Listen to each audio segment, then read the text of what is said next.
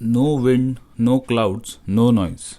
Just pure and empty darkness, slightly illuminated by the full moon.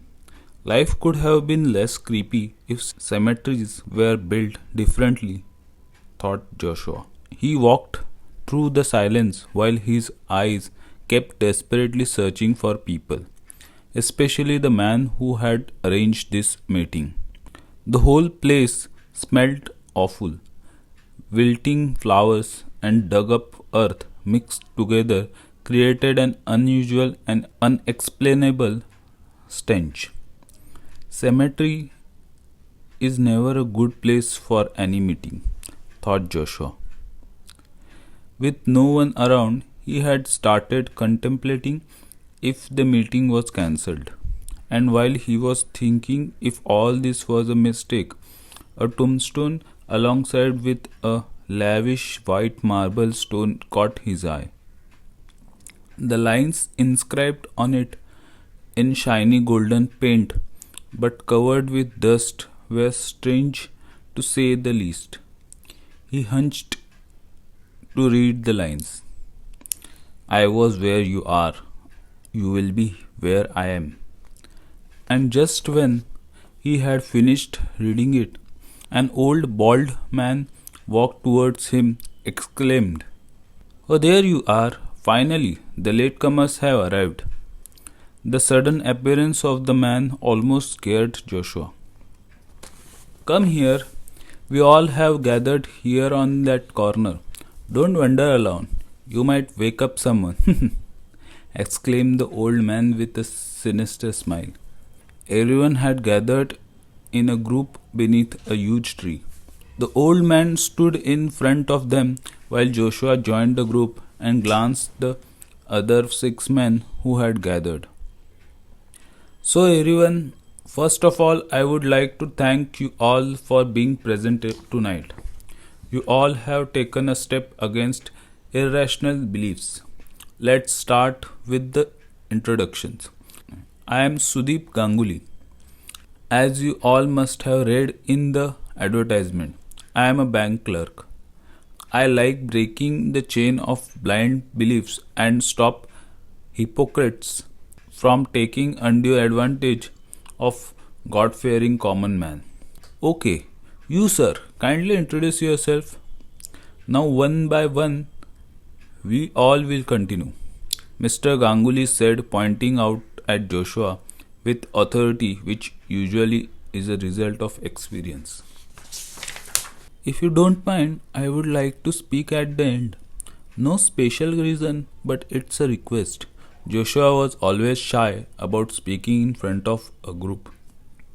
Mr. Ganguly obliged to his request, and after around 15 minutes, when everyone else, including a college hippie Ronak and a certain short and fat grocery shop owner Mr. Shankar had finished their introductions, Joshua gave his own. So guys, I am Joshua Redricks.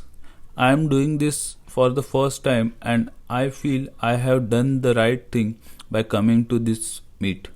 It's nice to see you all. Mr. Ganguly took over the discussion and continued with his explanations and interpretations. I have spoken enough. I want to know your experience and thoughts, Mr. Ganguly exclaimed. Ronak, with his pierced eyebrow and his red headband, was more than excited to share his experience. Dude, my uncle was once returning from his night shift.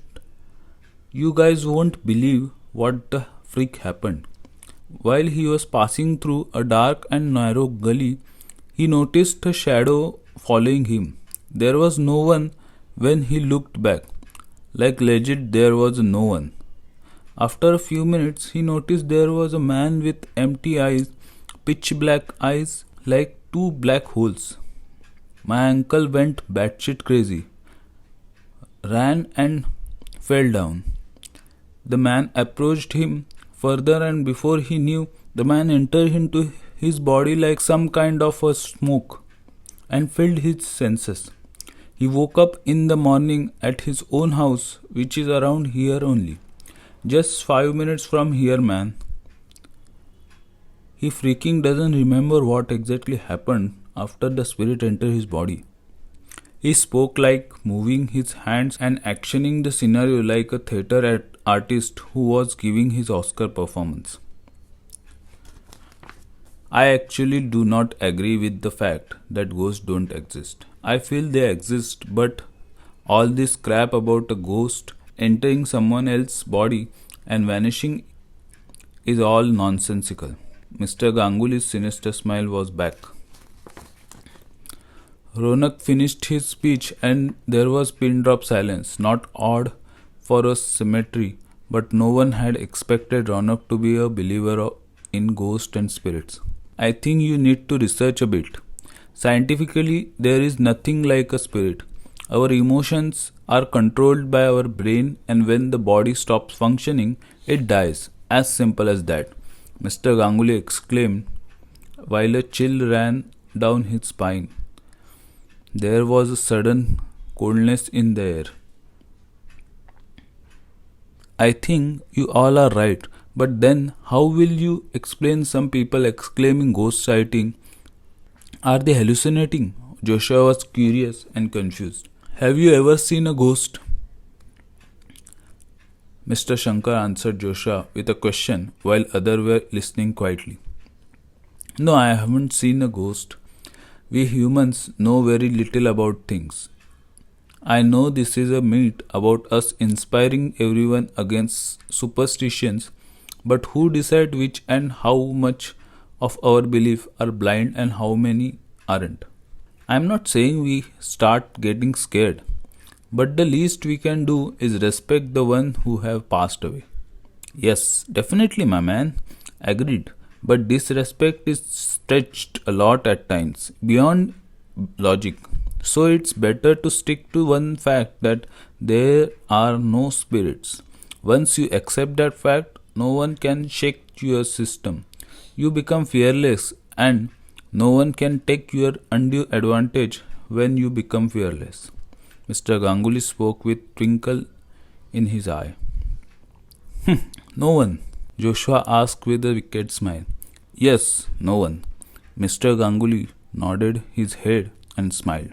Joshua snapped his fingers and disappeared, right in front of their eyes. Everyone was stunned. The listeners now started shaking and murmuring mantras in fear. Droplets of sweat lined up around Mr. Ganguly's forehead. Joshua whispered in Mr. Ganguly's ears. Spirits are reality, Mr. Ganguly, and so is fear.